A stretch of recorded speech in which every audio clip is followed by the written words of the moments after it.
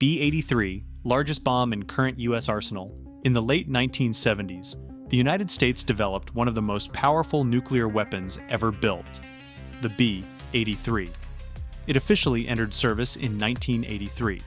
Weighing around 2,400 pounds and stretching 12 feet in length, a diameter of 18 inches, it's roughly the size of a compact car. But inside this imposing shell lies a force capable of unimaginable destruction. The B-83 is a gravity bomb. No engines, no precision guidance. It's simply dropped from high altitude and falls freely toward its target. A blunt, brutal weapon delivered by stealth bombers like the B-2 Spirit and B-52 Stratofortress. Its explosive power reaches up to 1.2 megatons of TNT. That's about 80 times more powerful than the bomb dropped on Hiroshima in 1945. To put that into perspective, it's like 1.2 million tons of TNT exploding all at once. But the B-83 isn't just built for surface destruction. It's designed to penetrate underground, boring into hardened bunkers before detonating, making it especially lethal in modern warfare, where critical targets are often buried deep below. If just one B-83 were detonated over a major city like New York, the consequences would be catastrophic. A blinding fireball would vaporize everything within a 4 square kilometer radius. Buildings would collapse up to 7 kilometers away.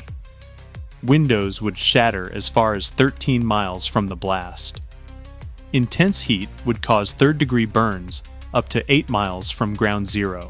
An estimated 1.9 million people could die instantly, with millions more injured or exposed to radiation. Dongfeng 4, China's first deployed ICBM, to counter U.S. ballistic missile submarines operating from Guam, China developed one of its earliest intercontinental ballistic missiles, the DF-4, also known as Dongfeng 4 or CSS-3.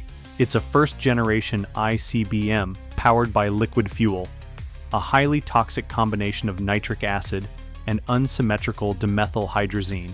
When targeting the enemy, the DF-4 uses an inertial guidance system. This means it doesn't use GPS or modern tracking. Because of this, it can miss the target by up to 1.5 kilometers.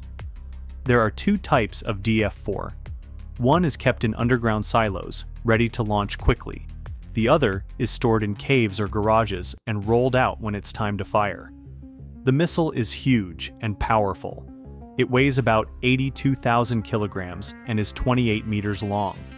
When it takes off, it generates a force of 1,224 kilonewtons, which helps launch it into the sky. It also has fins that stretch 2.74 meters across for stability. At the top of the missile is a nuclear warhead that weighs over 2,100 kilograms. It has a blast power of 3.3 megatons, strong enough to completely destroy a large city. The DF-4 can travel about 5,500 kilometers, so it can reach places like Russia, India, and US military bases in the Pacific. If one DF-4 were detonated over a major city like New York, the results would be devastating.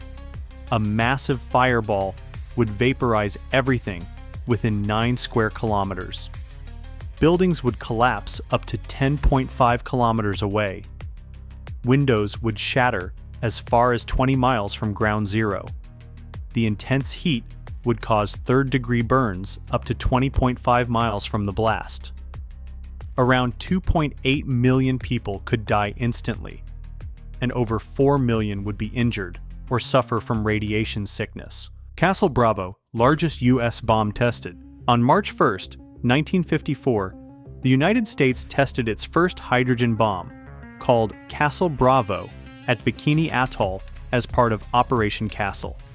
It was the most powerful nuclear bomb ever tested by the U.S., and the first to use a special fuel called lithium deuteride, combined with a design known as the Teller-Ulam method. Unlike earlier bombs that were gravity bombs or used jet fuel, Castle Bravo was housed inside a huge metal cylinder weighing 23,500 pounds. nearly 15 feet long and about 4.5 feet wide. How did the bomb detonate? First, a smaller atomic bomb inside it exploded, creating intense heat and pressure. This, in turn, triggered a much larger explosion in the hydrogen fuel, making Castle Bravo far more powerful than previous bombs. Scientists predicted the blast would be around 6 megatons, but the bomb unexpectedly exploded with 15 megatons of force, over 1,000 times stronger than the bomb dropped on Hiroshima during World War II. This massive increase was caused by an unplanned reaction involving a material called lithium-7 in the bomb's fuel. The explosion created a gigantic mushroom cloud that soared 130,000 feet into the sky and left a crater more than 6,500 feet wide in the coral reef below.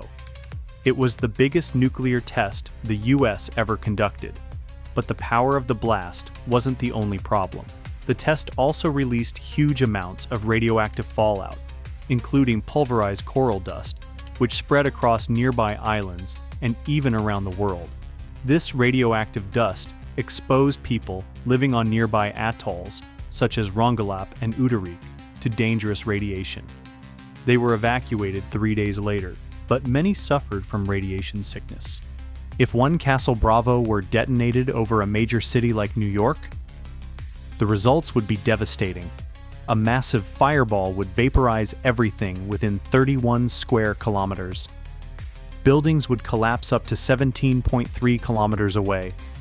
Windows would shatter as far as 30 miles from ground zero. The intense heat would cause third-degree burns up to 39.1 miles from the blast. Around 5 million people could die instantly, and over 5.3 million would be injured or suffer from radiation sickness.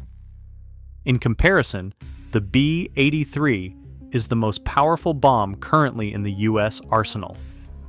It can produce a blast of up to 1.2 megatons, strong enough to destroy a large city. Next, the DF-4 is a Chinese missile that can carry a nuclear warhead with a yield of around 3.3 megatons, nearly 3 times more powerful than the B-83. But neither compares to Castle Bravo, the largest nuclear test ever conducted by the US. It exploded with a force of 15 megatons, more than 12 times the power of the DF-4 and over 1,000 times stronger than the Hiroshima bomb. Castle Bravo wasn't just a bomb, it was a planet-shaking explosion.